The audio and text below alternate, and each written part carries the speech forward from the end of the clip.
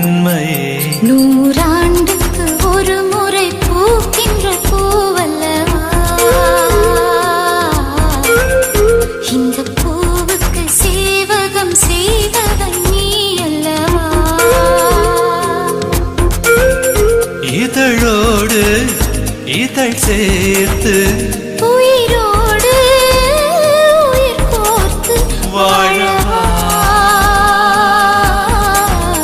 நூறாண்டுக்கு ஒரு முறை பூக்கின்ற பூவல்லவா.